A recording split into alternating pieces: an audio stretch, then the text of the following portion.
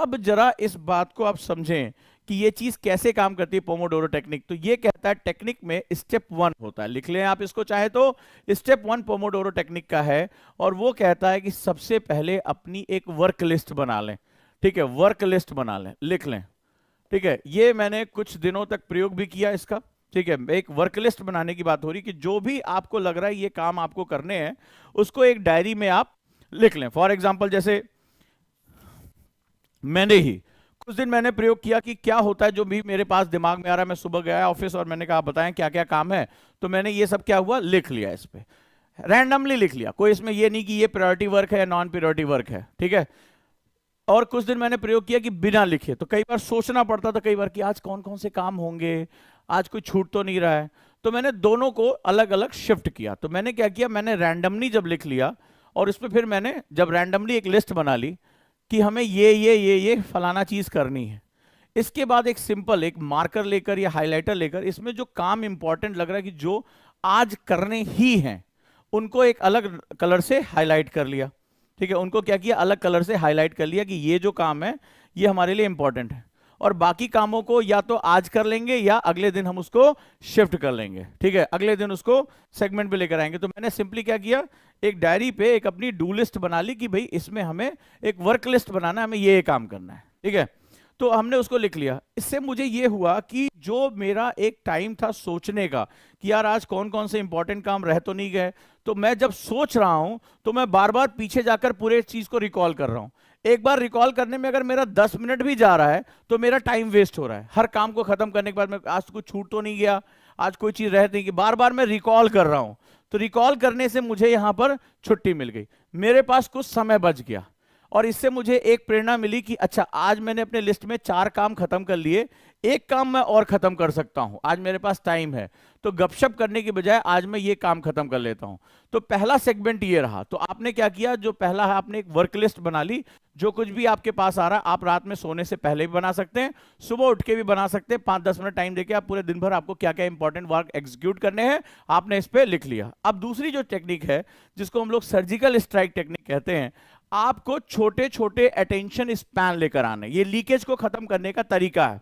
मैं जानता हूं आपने टाइम टेबल बनाया होगा, आप क्लासेस करते होंगे, आप लोग मेहनत से पढ़ाई करते होंगे।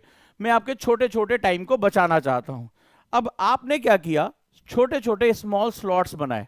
ठीक है, अलग अलग सेगमेंट से, जैसे 15 मिनट्स का स्लॉट, जैसे आप 25 मिनट भी बना सकते हैं, जैसे आप मैक्सिमम 45 मिनट्स का भी स्लॉट बना सकते हैं। अकॉर्डिंग आप बिगिनर हैं और आप अपना फोकस मेंटेन करना चाहते हैं, बेसिकली इसको हम लोग बोलते हैं स्टेप 2।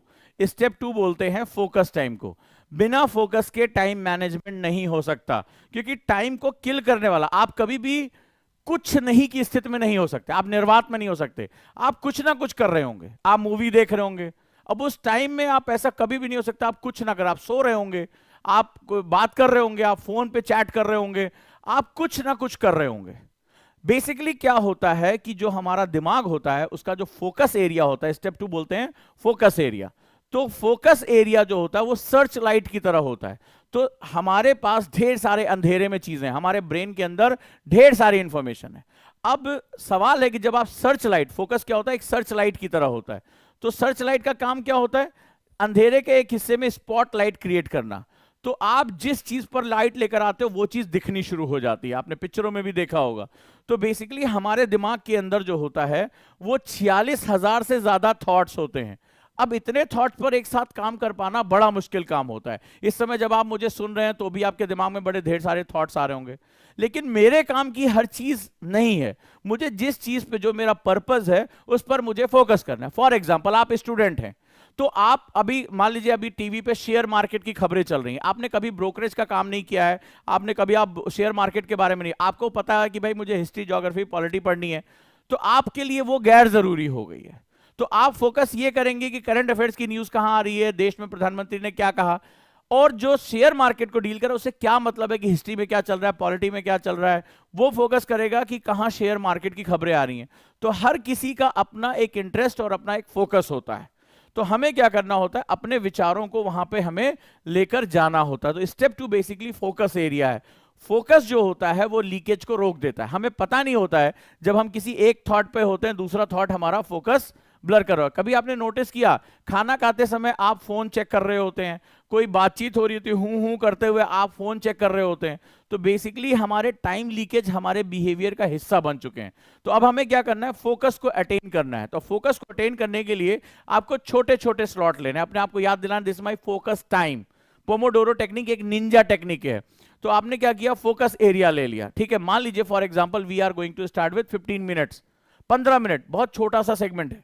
आपने 15 मिनट के लिए अपना फोकस डाल दिया। जैसे ही आप फोकस लाइट में आ जाते हैं, ठीक है, कभी आप स्टेज अंधेरे में आपके ऊपर फोकस आ जाता है तो आप बड़े कॉन्शियस हो जाते हैं। होता है कभी, मान लीजिए आप एक अंधेरे में एक स्टेज पर खड़े, सामने ढेर सारी ऑडियंस है, अचानक से लाइट आपके ऊपर आ गई और सब लोग आपकी तरफ देखने लगे, तो अचानक से आप क्या होता है, बहुत कॉन्शियस हो जाते हैं, आप एकदम ध्यान देने लगते हैं, बस आपको यही करना है। तो अब आप फोकस एरिया में 15 मिनट का फोकस एरिया आपने ले लिया। अब 15 मिनट में क्या करना है, इस दौरान आपका कोई नोटिफिकेशन ऑन नहीं होना चाहिए, फोन आपका एरोप्लेन मोड में होना चाहिए। 15 मिनट की बात है, ठीक है, आपके आसपास कोई डिस्ट्रैक्शन नहीं होना चाहिए। अब इस 15 मिनट में आपको अपना बेस्ट परफॉर्म करना है, ठीक है। आप अगर उल्टा सीधा करेंगे तो आप ये समझिए कि लोग आपके ऊपर हंसेंगे, ठीक है। तो अब आपको क्या करना है, 15 मिनट आपने पोमोडोरो टेक्निक पे, राइट, आपने इस पे सिर्फ फोकस करके रखना है। अब आप 15 मिनट सोचेंगे 15 मिनट कौन पढ़ाई होती है, अब मैं बताता हूं। 15 मिनट में आप 2 आंसर लिख सकते हैं। अगर आप बहुत फोकस होकर लिखते हैं तो 7.5 मिनट में एक आंसर आप अटेम्प्ट कर सकते हैं, उसके 5 पॉइंट लिख सकते हैं।